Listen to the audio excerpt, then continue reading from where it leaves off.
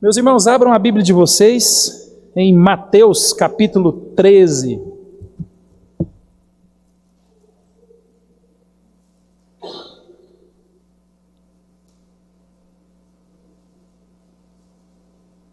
Ixi.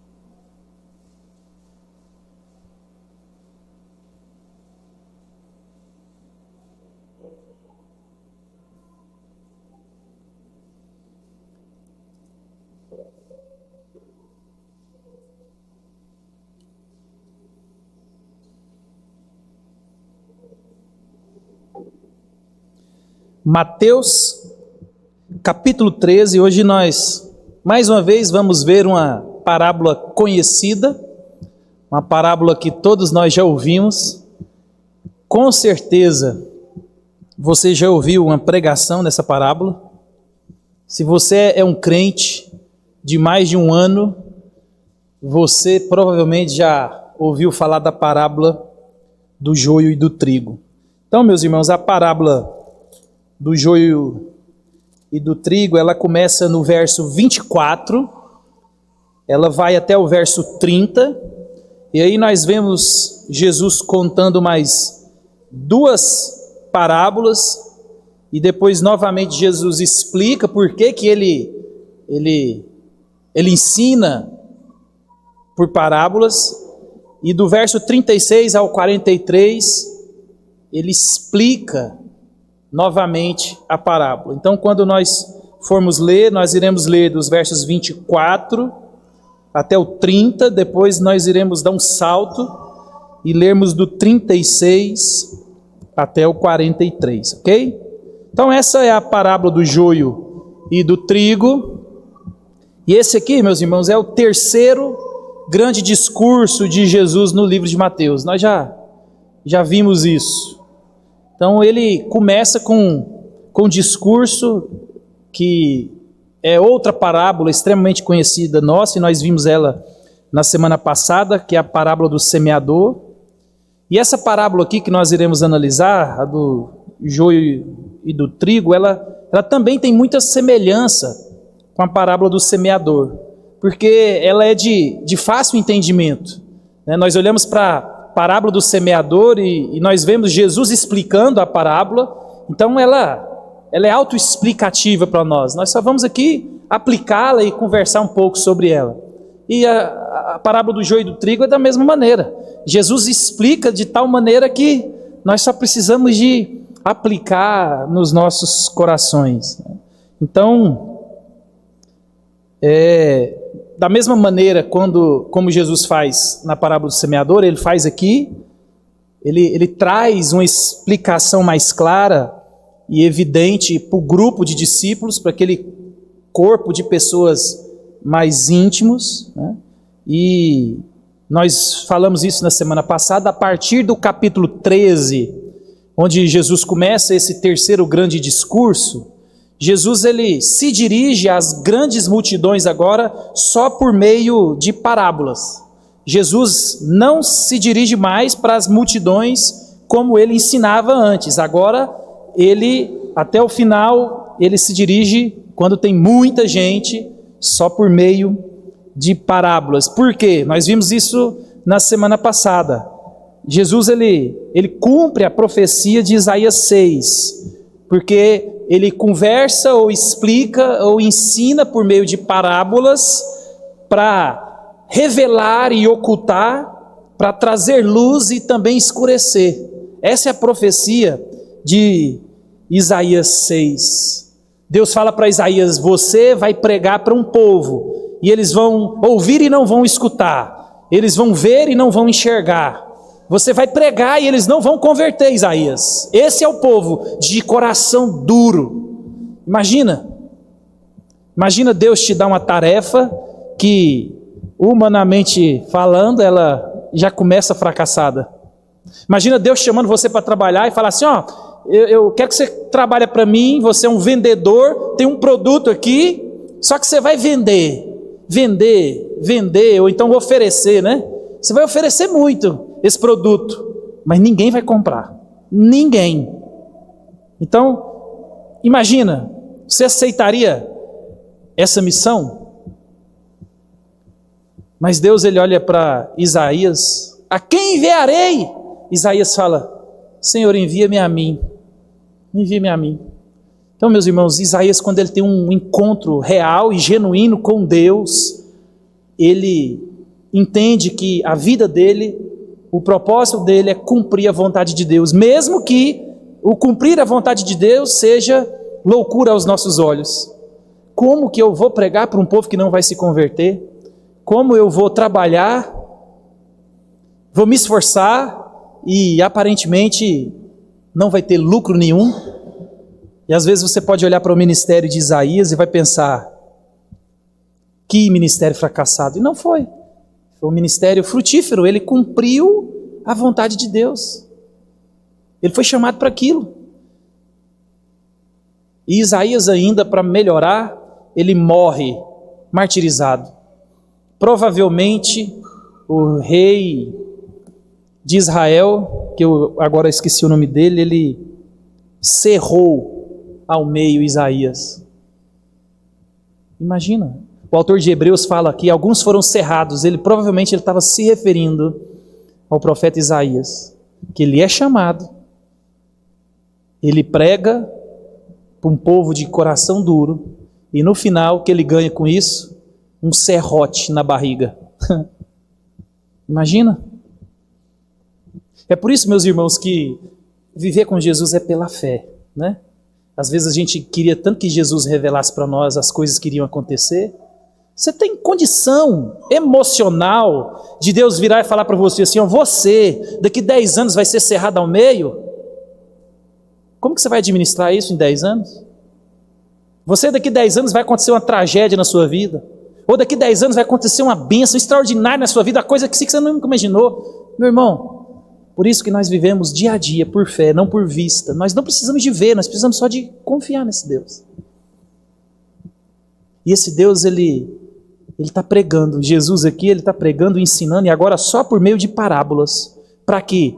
Para que aqueles que ainda têm coração duro permaneçam com as mentes obscuras. E para aqueles que respondem ao Evangelho de maneira positiva, Deus traga claridade, Deus traga luz à mente. Então Jesus prega por parábolas para aqueles que têm o coração duro, continue com o coração mais duro ainda. E aqueles que têm um coração onde é a terra boa, essa semente, ela vai germinar e vai frutificar. Então esse é o motivo. Então, Jesus, ele mostra com a parábola do semeador, meus irmãos, e ele mostrou para nós, e nós falamos disso semana passada, que só existe 2 grupos de pessoas.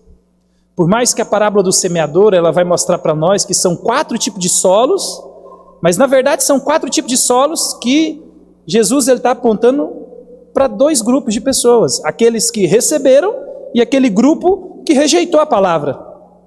E aqui, na parábola do joio, é do mesmo jeito.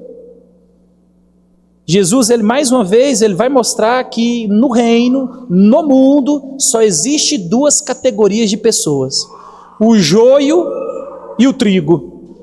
Os filhos do reino, os filhos de Deus, os convertidos, os justos, os arrependidos, os regenerados, e os filhos do maligno, os filhos do diabo, os de coração duro, de dura cerviz, os que não arrependem. Só existe esses 2 grupos, meus irmãos. Aqui só existe de Deus e do diabo, simples assim.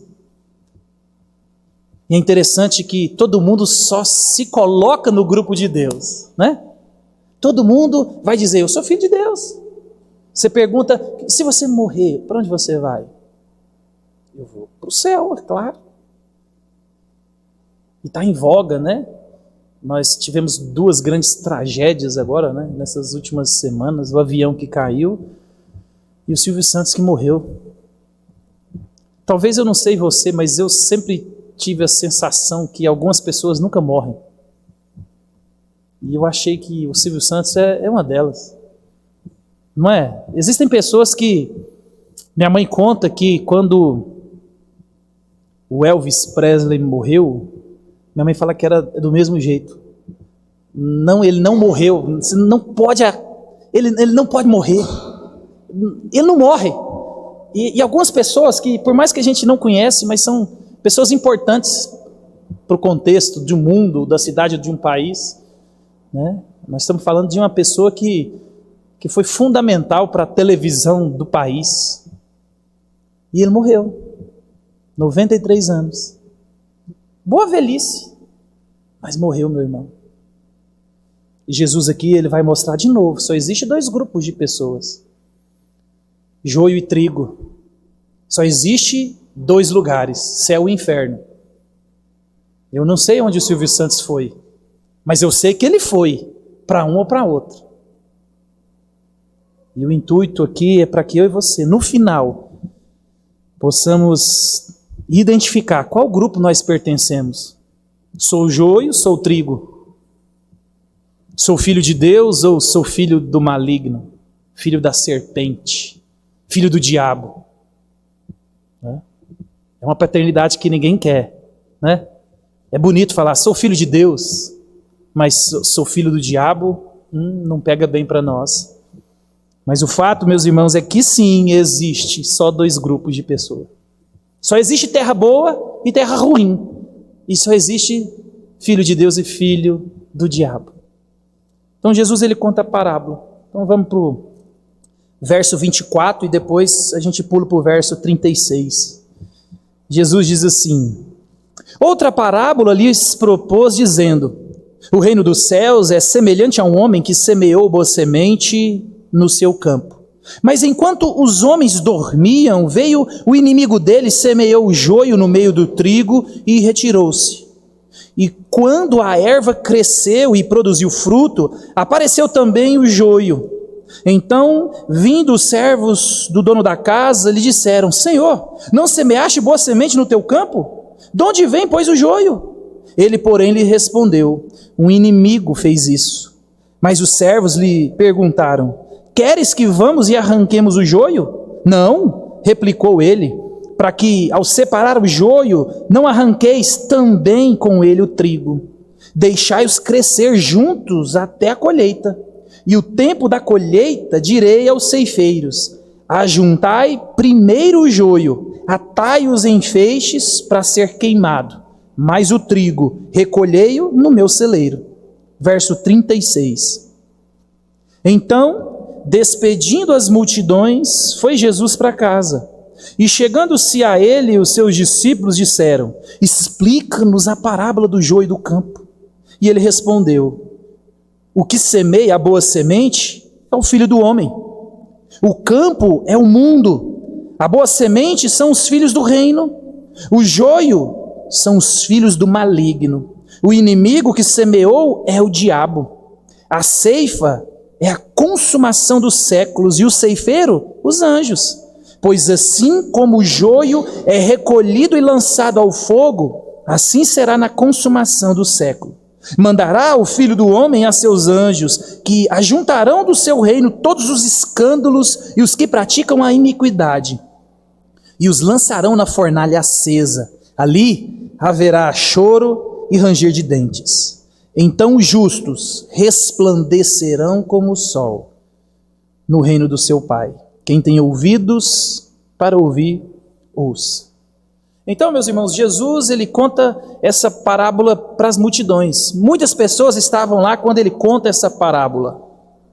E ele começa dizendo: o reino dos céus é semelhante a. Então, meus irmãos, Mateus, ele está escrevendo o evangelho de Mateus para judeus. Então, é um grupo de judeus que vai receber o evangelho. Por isso, nós vemos que o judeu, ele não pronunciava o nome de Deus. E todas as vezes que ele precisava de pronunciar o nome de Deus, ele usava um sinônimo. E do latim tem um termo que chama nomina sacra. O nome de Deus é santo e eles, com medo de tomar o nome de Deus em vão, então nós nem vamos pronunciar o nome de Deus. Então é por isso que Mateus, você vai sempre ver ele falando de reino dos céus. Mas nos outros evangelhos, você vai poder ver que eles falam de reino de Deus. Mas para os judeus, não. Então, Mateus aqui, ele escreve o reino dos céus. E lembra, havia uma expectativa do povo que quando o Messias viesse, ele restauraria o reino. E tudo iria voltar a tempos muito, muito melhores do que os tempos de Davi e os tempos de Salomão. Mas Jesus aqui, meus irmãos, ele tem a intenção de trazer luz sobre o seu reino e ele começa dizendo que o reino dele agora está inaugurado, mas não consumado. É aquela velha frase que nós sempre ouvimos, é a ideia do já e o ainda não.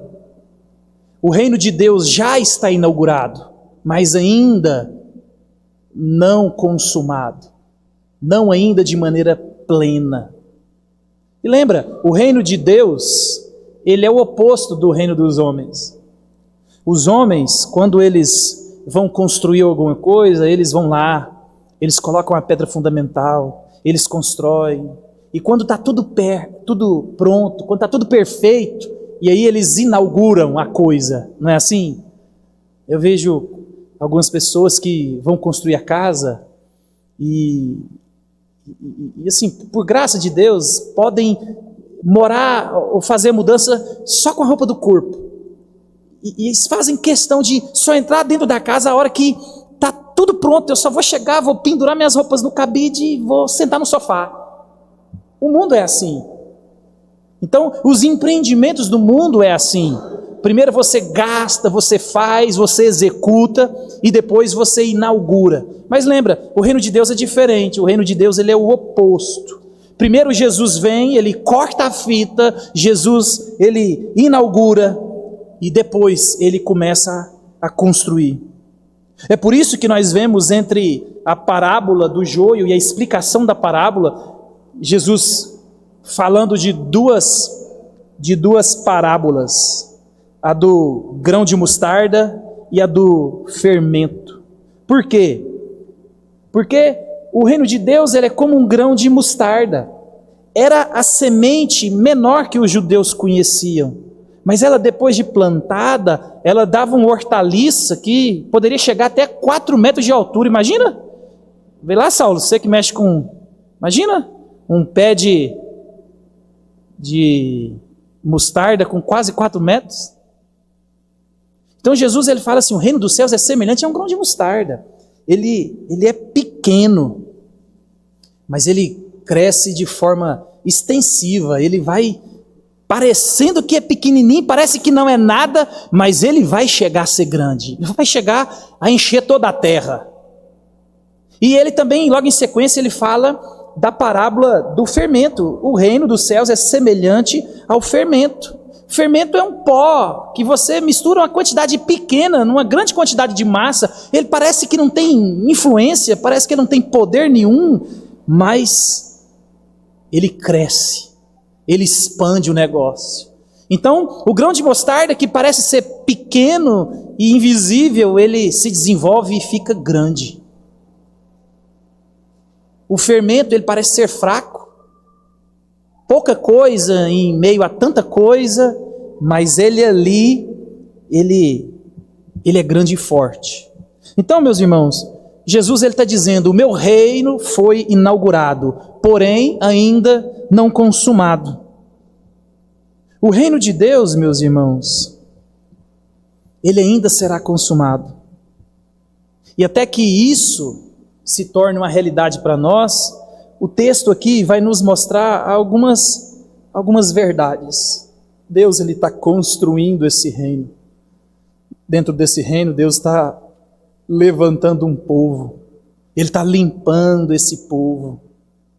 E a graça de Deus é uma graça que nos constrange. Já se passaram mais de 2000 anos que Jesus, ele veio, contou isso aqui para nós e nós estamos pregando, a igreja prega isso aqui, os apóstolos pregaram, a igreja veio e tem pregado. E a finalidade é que as pessoas que estão ouvindo possam se voltar ao Senhor, entrar nesse reino enquanto é tempo, porque chegará o dia que esse reino se consumirá, como nós vimos aqui no texto. Então, aqui Jesus ele mostra para nós com essa parábola algumas verdades. A primeira verdade que eu quero ver com vocês aqui é que o joio e o trigo estão no mundo. Olha o verso 38. Jesus ele mostra, quando ele vai explicar a parábola, o campo semeado é o mundo. Então Jesus aponta que ele é o Filho do Homem. Ele está com a imagem de Daniel. Lembra? Jesus, ele está se revelando. Jesus é Deus. Então Jesus ele está contando isso aqui e ele está falando, o Filho do Homem está lançando a semente. Quem é o Filho do Homem? É Deus, é aquele que foi prometido, é aquele a qual os profetas falaram. Deus aqui está dizendo, Jesus, né? Eu sou Deus. Então ele aqui mostra para nós que ele é o Filho do Homem, ele que plantou a boa semente, ele que lançou o trigo no mundo. Mas veio o inimigo. Quem que é o inimigo? O diabo. E ele plantou o quê? O joio, que são os filhos do maligno. E talvez você já ouviu essa parábola. E existem duas interpretações muito populares para essas parábolas que talvez você já ouviu, mas elas são equivocadas. A primeira parábola, ou a primeira interpretação popular que você talvez já tenha ouvido, é que o campo ou o reino aqui se refere à igreja. E nessa linha de pensamento, muitos vão dizer que na igreja existe joio e trigo. Na igreja nós vamos conviver com joio e com trigo até a consumação. Quem disseminou isso assim com muita força na história da igreja foi Santo Agostinho. Santo Agostinho ele dizia que nós precisamos de aprender a conviver com joio e trigo dentro da igreja. Mas é uma interpretação equivocada, é uma interpretação errada. A segunda interpretação popular que talvez você já tenha ouvido é que o campo ou o reino aqui é Israel. O joio são os de coração duro, aqueles que rejeitaram o Messias, aqueles que ainda continuam impenitentes. Mas o trigo é o remanescente fiel. Então talvez você já ouviu isso. Porém, meus irmãos, o texto, ele aponta para nós que o campo é o mundo. E o reino aqui é o mundo. E compará-lo com a igreja é errado. Essa ideia de igreja nesse contexto, como nós conhecemos hoje, ainda não estava clara na mente deles. Um autor que é um exegeta e ele escreveu um livro e ele estudou 30 anos só como interpretar parábolas. O Greg Bloomberg, ele diz assim, na Bíblia, o reino de Deus sempre se refere a seu reinado ou governo dinâmicos. Não há um reino literal. É seu poder divino, não o lugar. Em outras palavras, o reino é sempre maior do que a igreja, mas inclui os cristãos verdadeiros como seus súditos. O reino aqui, meus irmãos, ele não está se referindo à igreja. O reino aqui está se referindo ao mundo. Observe o verso 27, vai dizer assim, Então, vindo os servos do dono da casa, lhe disseram, Senhor, não semeastes boa semente no teu campo? De onde vem, pois, o joio? Ele, porém, lhe respondeu, um inimigo fez isso. Mas os servos lhe perguntaram, queres que vamos e arranquemos o joio? Não, replicou ele, para que, ao separar o joio, não arranqueis também com ele o trigo. Portanto, meu irmão, sempre haverá joio e trigo no mundo. No mundo sempre você vai ter que lidar com gente ímpia, com gente crente. Você vai ter que aprender a lidar com os filhos do maligno e os filhos de Deus. Com isso a gente vai para a nossa segunda verdade que o texto aponta para nós aqui, E a segunda verdade é que joio e trigo sempre estarão em oposição. Lembra? São antagônicos. Joio e trigo possam ser muito parecidos, mas eles têm características distintas. Nós estamos lidando com dois grupos opostos, distintos. Joio, o texto vai dizer que são os filhos do maligno. Trigo são os filhos de Deus. Como pode haver comunhão entre luz e trevas? Como que você vai desenvolver uma amizade, um relacionamento, onde um é filho do Satanás e outro é filho de Deus? Então, meus irmãos, no mundo, nós temos que entender que esses dois grupos sempre estarão em oposição. Talvez você, como um filho de Deus, no trabalho, na família, na vizinhança, aonde Deus tem te colocado, você quer servir ao Senhor. Você, por ser crente, você quer ser o trabalhador mais fiel. Você quer que seu patrão tenha lucro. Você cuida da empresa, você cuida do lugar onde você trabalha. Você lembra que você faz para o Senhor, porque é dele que você receberá a recompensa. Mas às vezes você, querendo ser luz ali, querendo ser sal, você vai encontrar a oposição daqueles filhos do diabo que dizem: ei, você está doido? Para que você vai fazer isso? Você quer dele. Eles estão cada vez ficando mais ricos e você igual um escravo. Às vezes, se você vai repreender alguém por trabalhar de maneira errada, você vai encontrar oposição. Na família, você quer ser luz, você quer ser sal. Às vezes até com muita sabedoria, você vai exortar alguém, vai admoestar alguém, e você encontra oposição, você encontra um levante do inimigo.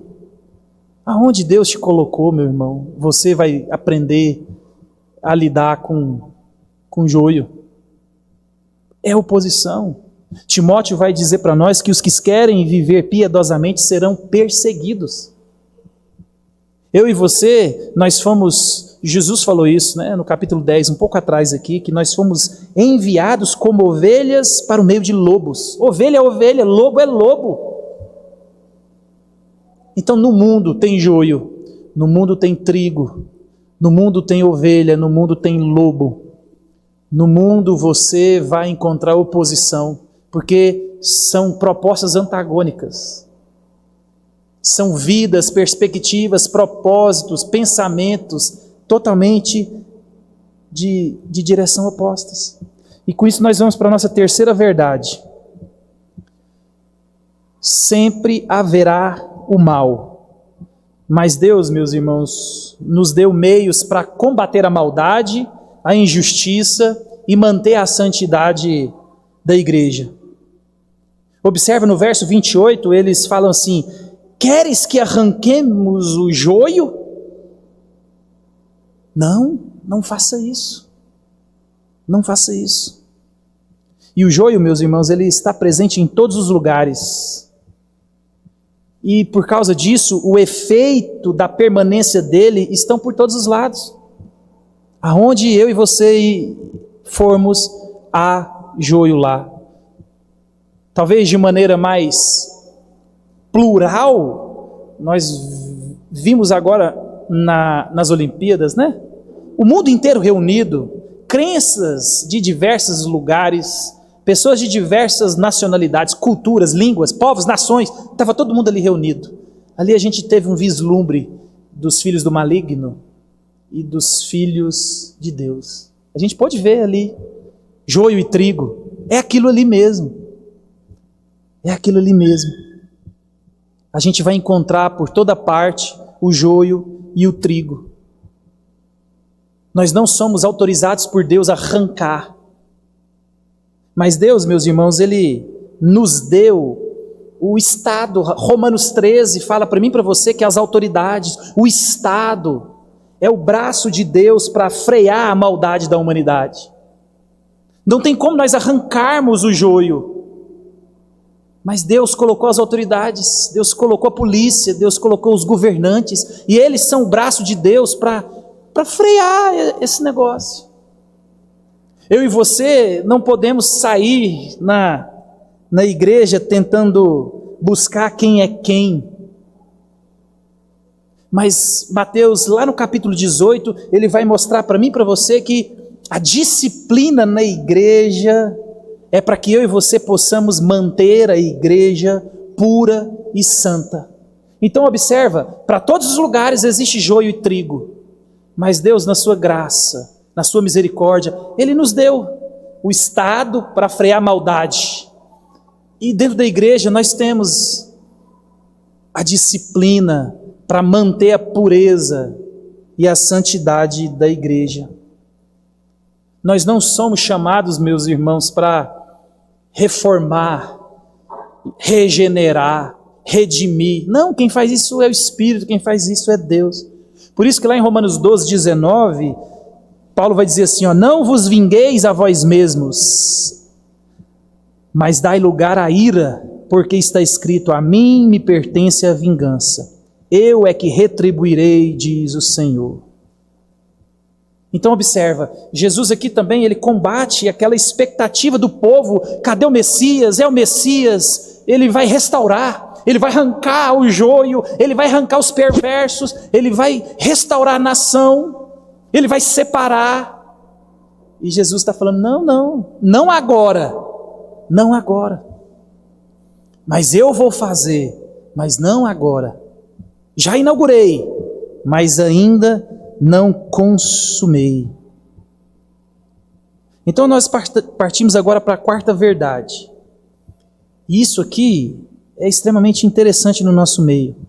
Existe joio, existe trigo, mas o joio, meus irmãos, ele se parece com o trigo.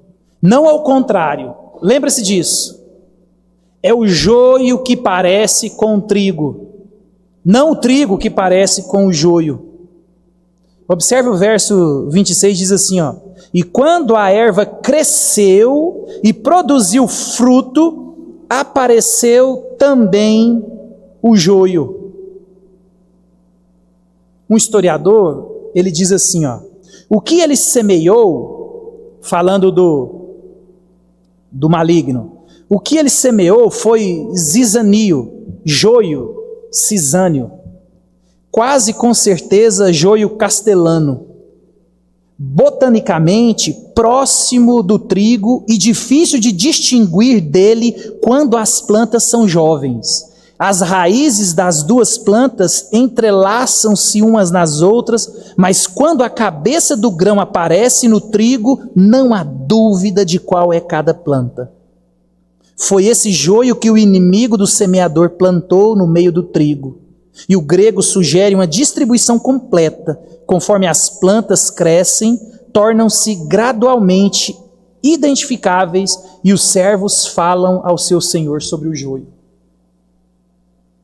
O inimigo vem e plantou de maneira completa no reino. No meio do trigo tem joio.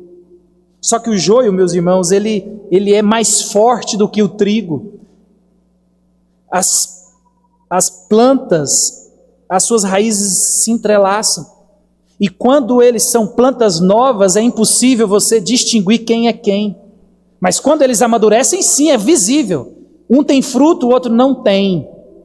Só que, se tentar arrancar, como as raízes, elas são entrelaçadas, a probabilidade de você matar o joio é muito grande. O trigo. É por isso que Jesus vai dizer, não deixa comigo. Os meus ceifeiros, que são os anjos, naquele grande dia, eu direi para eles, arranquem primeiro o trigo. Já estão maduros, eu sei quem é quem, eu conheço quem é quem, eu não me engano. Eu não me engano. Mas talvez, meus irmãos, eu e você podemos nos enganar, porque justamente o joio é semelhante ao trigo. E só há diferença quando o fruto está maduro. Com isso, eu e você podemos cair na armadilha de achar que joio é trigo. Lembra, nós nunca olhamos para o lobo e pensamos, ele é uma ovelha disfarçada, mas ao contrário é. A gente sempre olha para o trigo e queremos rotulá-lo como joio, não é assim? O Wiersbe, um comentarista, ele vai dizer assim, devemos ter cuidado com as falsificações de Satanás, pois ele possui falsos crentes, que acredita num evangelho falso. Ele estimula uma falsa justificação e tem até mesmo uma falsa igreja. No final dos tempos chegará ao cúmulo de produzir um falso Cristo. Então observe, meu irmão, o joio, ele parece tanto com o trigo que eu e você podemos nos enganar. Existe uma igreja falsa, existe um crente falso, existe dons falsificados. Lembra disso?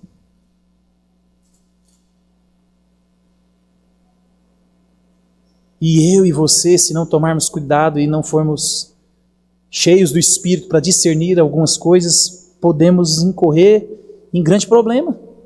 Outro comentarista, na mesma linha, ele vai dizer assim, os crentes não se disfarçam de filhos do diabo. O oposto disso é verdade. Crente é crente, meu irmão. Mas o que acontece é filho do diabo se disfarçando de crente. E você conhece gente assim, você se encanta. Meu Deus, que ovelha, que pelagem, que obediência. Às vezes você fala, meu Deus, eu perto dessa ovelha aqui, eu me sinto um bode. Mas na verdade, talvez, é só um bode que disfarça muito bem. Então, o MacArthur, ele vai dizer isso. Crente, trigo, sempre é trigo. Crente verdadeiro é crente verdadeiro. Ele não disfarça. Mas o oposto é verdade. Satanás se finge de anjo de luz e os seus servos imitam os filhos da justiça. É assim. Vira e mexe você vê satanistas dizendo que o plano deles é se infiltrar dentro das igrejas e eles produzem os dons, aquela coisa que a gente está acostumado a ver. E eu e você, meus irmãos, às vezes não temos esse discernimento de perceber que aquele joio tão bonito não é trigo. Não é trigo. E ele continua assim, quando as escrituras reconhecem a dificuldade em se distinguir as ovelhas dos bodes, a questão central não é que os crentes possam parecer incrédulos, mas pelo contrário, que os ímpios frequentemente parecem justos. Em outras palavras, o rebanho deve estar alerta para os lobos vestidos de ovelhas e não tolerar ovelhas que fazem papel de bodes. Nós somos trigo, mas às vezes podemos sim agir como joio. Podemos. Lembra, o pecado está em nós.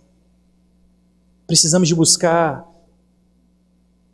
discernimento de Deus.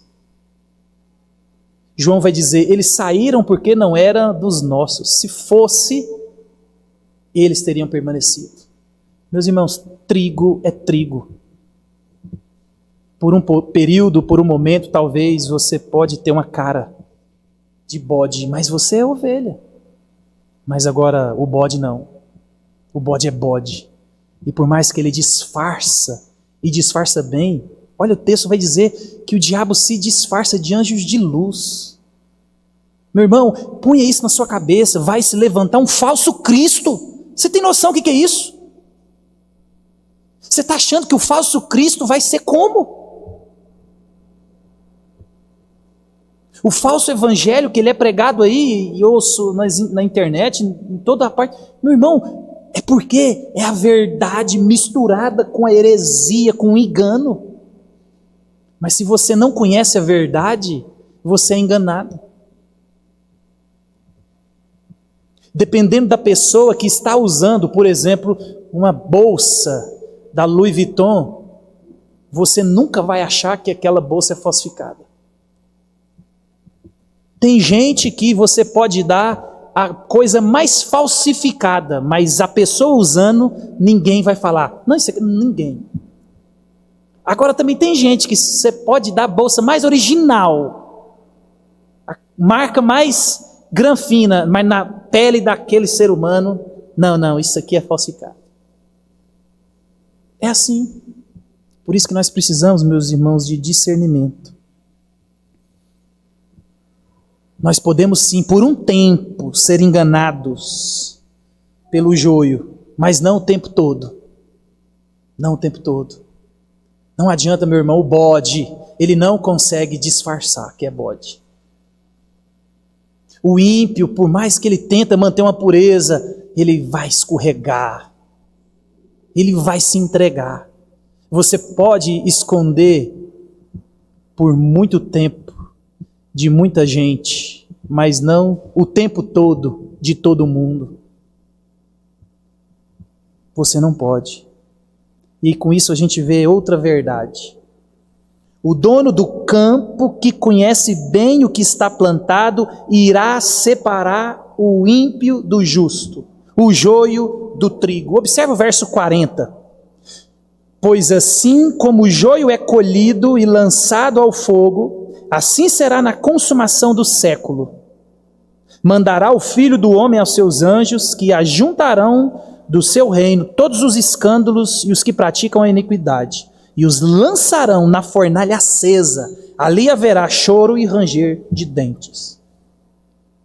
Na consumação dos séculos, meus irmãos, Jesus irá lançar no fogo o joio, os ímpios.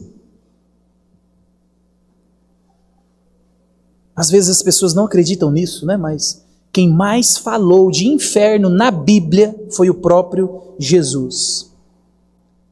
Jesus, meus irmãos, ele conhece a realidade do inferno. E Jesus foi quem mais falou do inferno justamente para alertar a mim e a você, para que não vá para lá. O inferno é uma realidade. O inferno, ele existe. Só existe dois lugares, o céu ou o inferno. E eu e você temos que estar atentos. A palavra está sendo pregada, o Senhor tem nos chamado ao arrependimento, o Senhor tem nos chamado à reconciliação, o Senhor tem nos chamado à volta às Escrituras. Acerte as suas contas com Deus. Meus irmãos, você tem noção? A Bíblia conta para mim e para você que Noé pregou 120 anos. Vai chover, Deus vai trazer juízo. Esse Noé é louco. Imagina um homem pregando 120 anos e construindo um barco grande no meio do mato, num tempo que nunca tinha chovido. Esse homem é louco. Vai chover o quê? Olha o que ele está fazendo. Mas chegou um dia, meu irmão, que Jesus, que Deus fechou a arca. A salvação acabou. 120 anos depois, a salvação foi interrompida. Não existe mais. Acabou. Acabou. Jesus, ele veio, Jesus escreveu, Jesus revelou essas coisas, os apóstolos escreveram, pregaram, muitas pessoas morreram, a igreja vem se empenhando, a igreja fiel, ela vem ensinando, proclamando as coisas do reino. Meus irmãos, a porta da graça ainda está aberta, a salvação ainda é uma realidade, mas vai chegar o dia que não vai haver mais salvação. Vai chegar um dia que as pessoas procurarão e não vão encontrar. E se você estudar um pouco as Escrituras a respeito do final dos tempos, você vai perceber que a Bíblia traz para nós que o final dos tempos será um tempo de dor e tristeza. Meus irmãos, imagina Jesus voltando aqui, separando o joio de trigo. Imagina, meus irmãos, quando o tempo estiver findado, quando a porta da graça estiver fechada, e todos aqueles que ano após anos rejeitaram a oferta do Evangelho da graça do nosso Senhor Jesus Cristo. E um dia, essa geração a qual Deus escolheu para aparecer, os seus olhos irão abrir sobre a realidade de todas as coisas que nós temos pregado hoje. E não terá mais chance. O verso 41 mostra para nós que eles passarão a eternidade no inferno. Meu irmão, a eternidade... Eu e você não compreendemos a eternidade. Hoje de manhã a Paola, mas o Nicolas perguntou para mim assim: pastor, quantos anos tem Deus? Deus não tem idade. Deus ele é atemporal. Deus ele é eterno. Deus ele é autoexistente. Deus ele está fora de qualquer comparação. Eu e você que temos data de validade. A nossa mente finita, nós fomos criados e o pecado fez isso conosco. Na nossa mente nós só concebemos o início, meio e fim, porque nós já nascemos em pecado e por causa do pecado as coisas acabam, as coisas deterioram, as coisas evaporam. É impossível eu e você entendermos a dinâmica, a realidade de uma coisa que nunca acaba. No verso 41 ele vai dizer assim, mandará o Filho do Homem aos seus anjos, que ajuntarão do seu reino todos os escândalos e os que praticam a iniquidade. Verso 42, e os lançarão na fornalha acesa, ali haverá choro e ranger de dentes. Jesus, ele vai voltar, meus irmãos, ele vai buscar esse grupo de pessoas, que só existe dois, e ele primeiro recolherá o joio.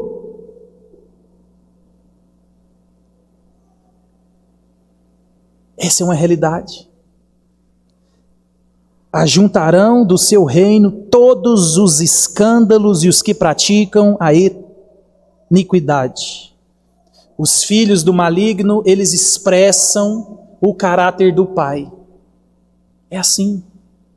É por isso, meu irmão, que joio é joio. O joio pode parecer por um tempo que é trigo, mas joio é joio. Se você andar com ele bem pertinho, você vai perceber que o caráter do pai dele está impresso na vida dele. É por isso que as pessoas pensam que vão para o céu porque fazem boas ações. Lembra, Jesus disse: eu sou bom, misericordioso, eu faço chover sobre bons e maus. Por causa da graça comum de Deus, meus irmãos, os ímpios, os joio, fazem coisas boas. Eles fazem sim. Mas no fundo, o joio, meus irmãos, ele está em completa rebelião contra Deus. Quando ele é confrontado em se arrepender, quando ele é confrontado em mudar, quando ele é confrontado em renunciar, ele não renuncia.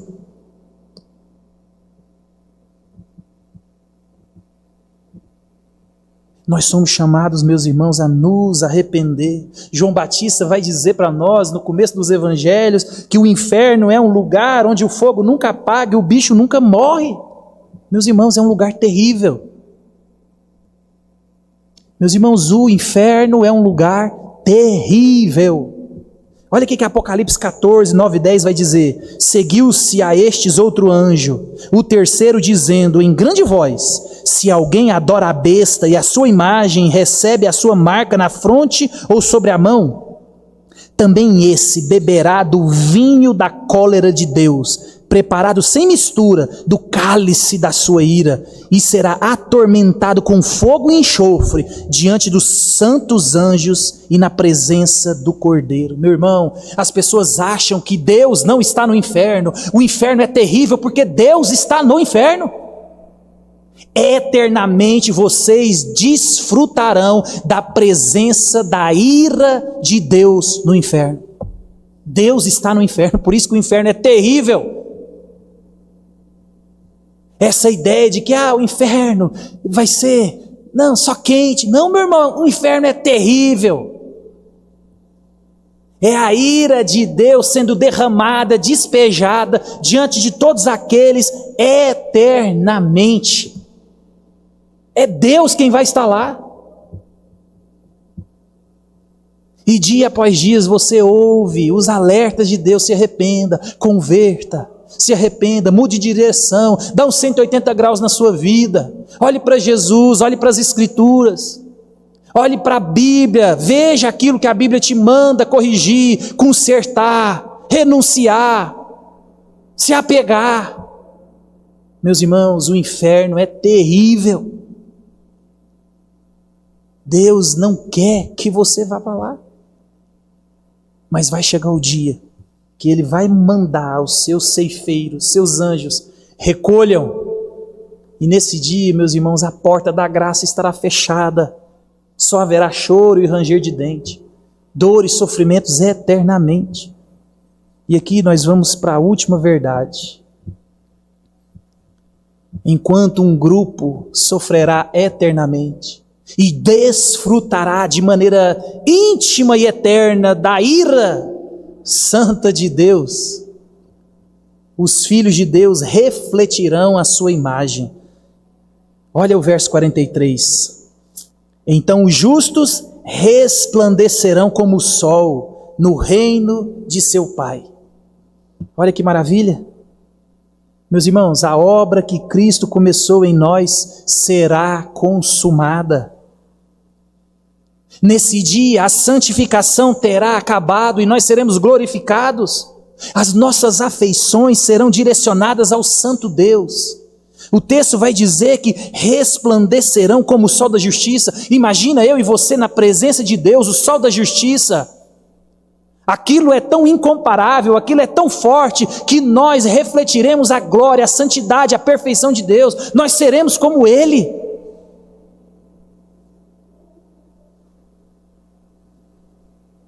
Os nossos pensamentos, os nossos desejos serão santos. Imagina isso? Você compreende isso? Não, você não compreende.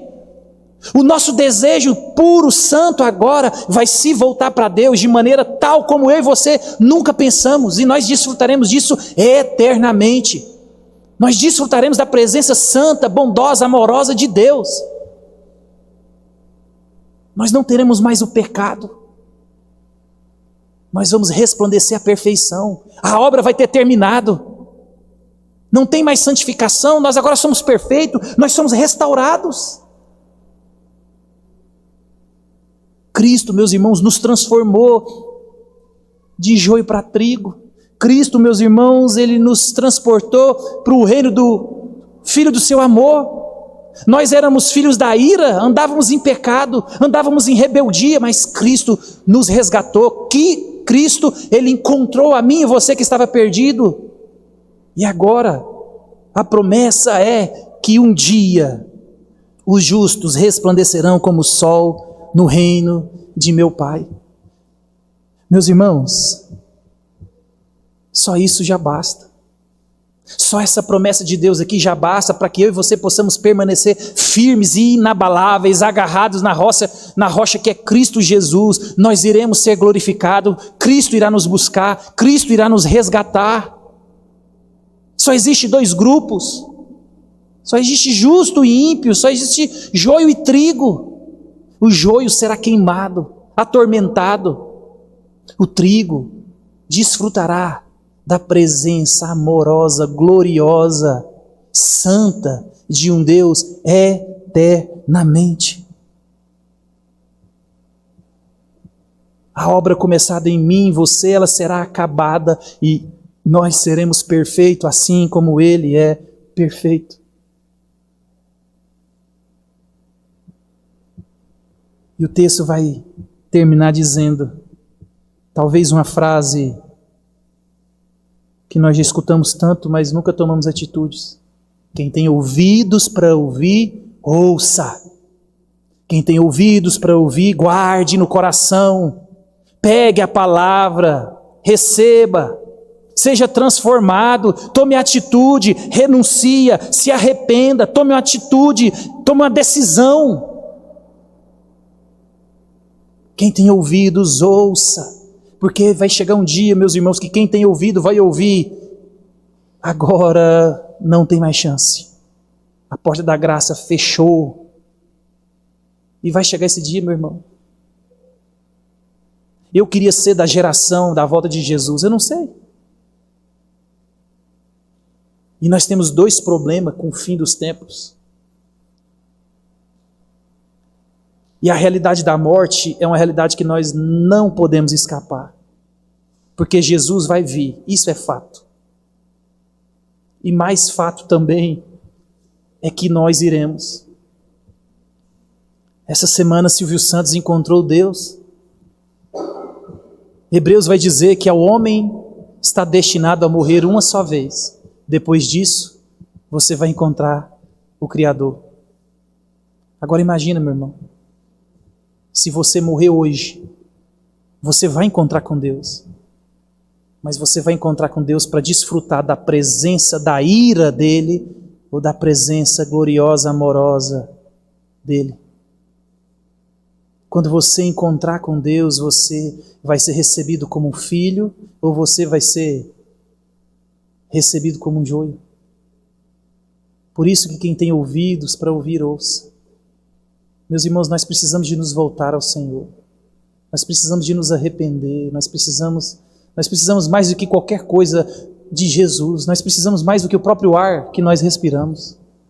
Nós podemos ficar sem comida, mas não sem Jesus. Nós precisamos de ouvir a palavra de Deus. Amém?